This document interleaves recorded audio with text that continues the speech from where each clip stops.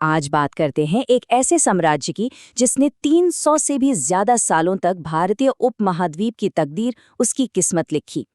जी हाँ, हम दिल्ली सल्तनत की कहानी में गहराई से उतरने वाले हैं और ये जानने वाले हैं कि आखिर कैसे इसने इतिहास को हमेशा हमेशा के लिए बदल दिया। 3 सदियों से भी ज्यादा। सोचिए जरा, ये कितना लंबा समय होता है।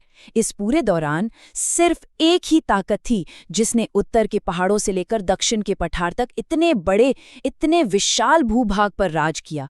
तो ये नक्शा सिर्फ सीमाएं नहीं दिखाता, बल्कि ये उस दौर की सबसे बड़ी राजनीतिक और सैन्य शक्ति का एक प्रतीक है।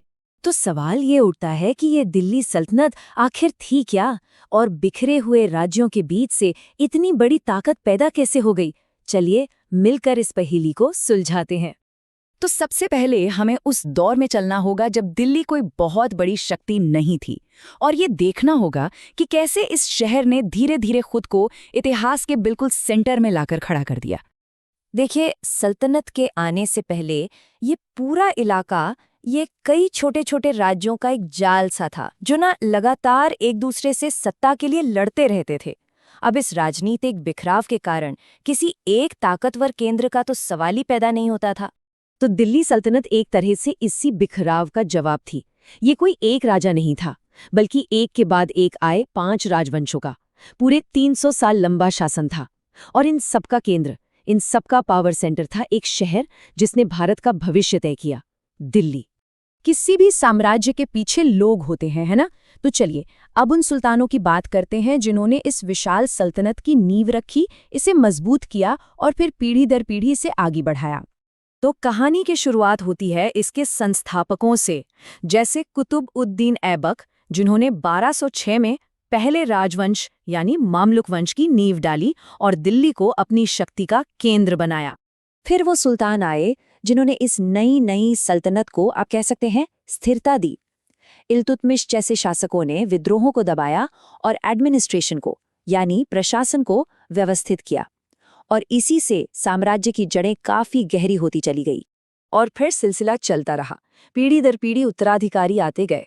हाँ, हर बार सत्ता का हस्तांतरण एक बहुत बड़ी चुनौती होता था, लेकिन इसने ये भी पक्का कर दिया कि सल्तनत किसी एक व्यक्ति पर नहीं, बल्कि एक पूरे सिस्टम पर, एक व्यवस्था पर टिकी है। और हाँ, शासकों की इस लंबी लिस्ट में एक नाम ऐसा भी था जो उस जमाने के हिसाब से लगभग अकल्पनीय था, रज़िया सुल्ताना। एक महिला का सुल्तान बनना सल्तनत के इतिहास की एक बहुत ही असाधारण और महत्वपूर्ण घटना थी। तो कुल मिलाकर देखें तो 320 साल और 5 अलग अलग राजवंश, ममलूक, फिर खिलजी, तुगलक, सैयद और आखिर में लोदी, हर एक वंश ने सल्तनत के इतिहास में अपना एक अलग ही अध्याय जोड़ा। लेकिन सिर्फ शासकों का होना ही तो काफी नहीं है ना। बड़ा सवाल तो ये है कि उन्होंने इतना बड़ा साम्राज्य बनाया कैसे? आखिर किन तरीकों से उन्होंने अपनी सीमाओं को इतना फैलाया? चलिए अब जरा नक्शों के जरिए समझते हैं कि कैसे एक छोटी सी सल्तनत ने धीरे धीरे करके पूरे उपमहाद्वीप पर अपनी छाप छोड़ दी। हर बड़ी कहानी की तरह इसकी शुरुआत भी छोटे पैमाने पर ही हुई। सुल्तानों ने सबसे पहले उत्तर भारत के उपजाऊ मैदानों पर अपना कब्जा मजबूत किया, जो किसी भी साम्राज्य की, आप कह सकते हैं, रीढ़ की हड्डी होती है। अच्छा, एक बार जब उत्तर में जड़ें मजबूत हो गईं, तो फिर शुरू हुआ विस्तार का दौर। अपनी ताकतवर सेनाओं और चतुर रणनीतियों के दम पर सल्तनत का असर और कंट्रोल पूर्व और मध्य भारत की ओर बड़ी तेजी से फैलने लगा। और फिर अलाउद्दीन खिलजी जैसे महत्वाकांक्षी सुल्तानों के अंडर में सल्तनत ने दक्षिण की ओर अपना रुख किया, और देखते ही देखते ये साम्राज्य अपने बुलंदियों पर पहुंच गया, जो भारतीय इतिहास के सबसे बड़े साम्राज्यों में से एक बना। तो चलिए एक पल के लिए इस साम्राज्य के शिखर को देखते हैं, वो दौर जब दिल्ली सल्तनत अपनी ताकत और प्रभाव के एकदम चरम पर थी। 320 साल, ये सिर्फ एक नंबर नहीं है, ये कई पीढ़ियों की कहानी है, एक ऐसे शासन की जो सदियों तक, सेंचुरीज तक कायम रहा।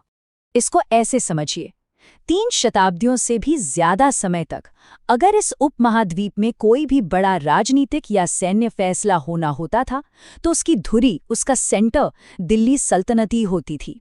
उस दौर की वो अकेली महाशक्ति थी। लेकिन हम सब जानते हैं, कोई भी साम्राज्य हमेशा के लिए नहीं रहता। तो आखिरी सवाल ये उठता है कि जब सल्तनत का दौर खत्म हो गया तो वो अपने पीछे क्या छोड़ गई, उसकी विरासत, उसकी लेगेसी क्या थी। सल्तनत ने कला, संगीत और ख़ास तौर पर वास्तुकला पर एक ऐसी छाप छोड़ी जो कभी मिट नहीं सकती। इंडो इस्लामिक आर्किटेक्चर का जो स्टाइल है वो इसी दौर में पनपा, और इसकी निशान तो हमें आज भी पुरानी इमारतों और मकबरों में साफ साफ देखने को मिलते हैं। और शायद सबसे बड़ी विरासत थी खुद दिल्ली। सल्तनत ने इस शहर को जो इम्पोर्टेंस दी, जो महत्व दिया, उसी की वजह से ये शहर आने वाले मुगलों और फिर अंग्रेज़ों के लिए भी सत्ता का केंद्र बना रहा और आज भी है। तो भले ही दिल्ली सल्तनत समय के साथ बिखर गई, उसका अंत हो गया, लेकिन उसने जो नींव रखी, उसने इस पूरे क्षेत्र के इतिहास का रुख हमेशा के लिए मोड़ दिया। ये कहना गलत नहीं होगा कि इसके बिना आज का भारत शायद कुछ और ही होता। तो दिल्ली सल्तनत की ये 300 साल की कहानी, ये हमें एक बहुत ही बड़े सवाल पर सोचने के लिए मजबूर करती है कि आखिर एक राष्ट्र की पहचान को बनाने में कितने साम्राज्यों का हाथ होता है।